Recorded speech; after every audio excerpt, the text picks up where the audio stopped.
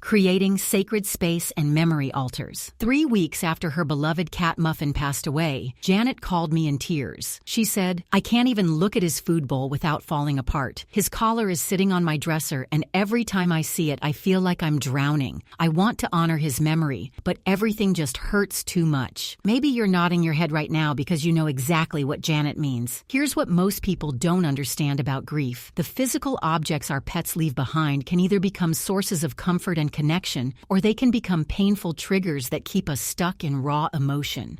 Transforming pain into healing. The difference isn't the objects themselves. The difference is how we interact with them, how we arrange them, how we set our intention around them. Today we're going to learn how to transform your pet's belongings from sources of pain into sources of healing. We're going to create what I call sacred space, a physical environment that holds your love and supports your grief journey instead of overwhelming you. By the end of this lesson, you'll know exactly how to set up a memory altar that brings you peace, not pain. You'll understand the crucial difference between what I call sacred versus triggering arrangements, and you'll have a beautiful space ready for your goodbye ceremony. What is sacred space? Now, before we dive in, I want to address something important. You might be thinking, "I'm not religious," or "I don't know anything about altars." Here's what I want you to know. Sacred space has nothing to do with any specific religion. It's simply about creating a physical area that reflects the love and intention in your heart. Think of it like arranging flowers. You're simply placing meaningful objects in a way that feels beautiful and peaceful to you.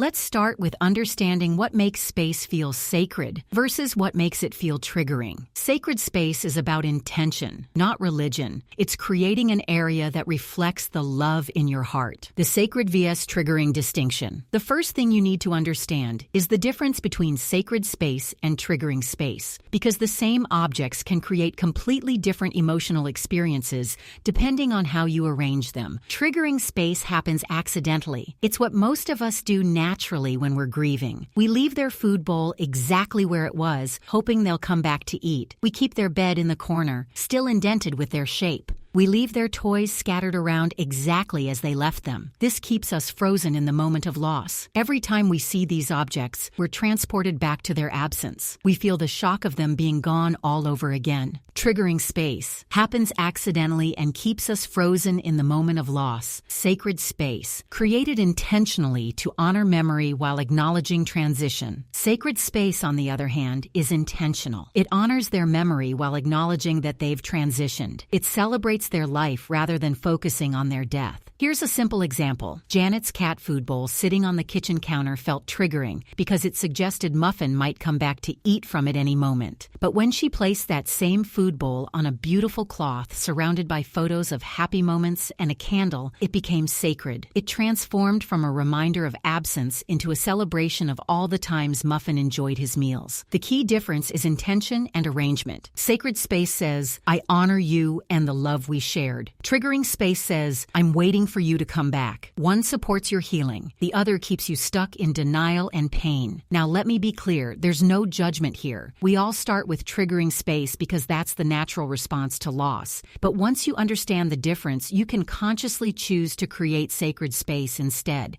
We all naturally begin with triggering space. The goal is to consciously transform it into sacred space. Choosing your sacred space location. The second key element is choosing where to create your sacred space. Location matters more than you might think. You want to choose a spot that feels both private and accessible. Private enough that you can sit there and have emotional moments without feeling exposed. Accessible enough that you can visit it easily when you need comfort. Location options. A dedicated table or dresser top. This works well if you have a quiet corner in your bedroom, living room, or den. You can arrange everything beautifully and leave it set up permanently. A portable setup. Some people prefer to create their sacred space in a beautiful box or basket that they can take out when needed. This works especially well if you don't want the memorial visible all the time, or if you live with others others who might not understand. An outdoor space. If you and your pet loved spending time in your yard or garden, you might create your sacred space outside. This could be a bench, a garden spot, or even just a designated area under a favorite tree. A shared space for your ceremony. If you're planning to include family in your goodbye ritual, you might choose your living room or dining room table for the ceremony itself, then create a smaller permanent space elsewhere. Real examples. One of my students, Michael, created his sacred space for his dog Rex on top of a bookshelf in his home office. He said, "I work from home, so I see it every day, but it doesn't overwhelm me. It just reminds me that Rex is still part of my daily life, just in a different way." Another student, Carol, keeps her memorial for her horse Thunder in a beautiful wooden box. She takes it out for her weekly remembrance ritual, then puts it away. She told me, "This way I control when I engage with the intense emotions. It's there when I need it, but it doesn't rule my daily life." The key is choosing a location that feels right for your lifestyle and your emotional needs. Selecting and arranging meaningful objects. The third element is choosing which of your pet's belongings to include and how to arrange them meaningfully. Here's what I want you to understand. You don't need to include everything. In fact, including too many items can make your sacred space feel cluttered and overwhelming instead of peaceful and focused. Choose items that represent the love and joy you shared, not the sadness of their passing. Great choices include their favorite toy, especially one that reminds you of happy playtimes, their collar or a piece of their bedding that still carries their scent, photos that capture their personality and your connection, a candle to represent the light they brought to your life, fresh flowers or a small plant to represent ongoing life and beauty, a small bowl of water to represent purity and cleansing. Items to be careful with: food bowls, unless you can reframe them as celebration of nourishment, medication bottles or vet records. These often trigger medical trauma. The last toy they played with if it reminds you mainly of their final illness. Too many photos. Stick to 2 to 3 that really capture their spirit. Arrangement principles. Now here's how to arrange these items so they feel sacred rather than random. Use levels. Place items at different heights using books, small boxes, or pedestals. This creates visual interest and makes the space feel intentional. Create a focal point. Choose one central item, usually their favorite photo, and arrange everything else around it. Include natural elements. Fresh flowers, a small plant, or even a beautiful stone can help the space feel alive and peaceful. Keep it clean and uncluttered. Sacred space should feel calm and organized, not chaotic or overwhelming. My student Lisa created a beautiful memorial for her rabbit Honey using a small wooden tray. She placed Honey's favorite photo in the center, surrounded it with battery-operated tea lights, and added a small vase with fresh herbs from her garden, herbs that Honey used to love eating. She said, "Every time I look at it, I smile remembering how much Honey loved those herbs. It makes me feel connected to the joy we shared."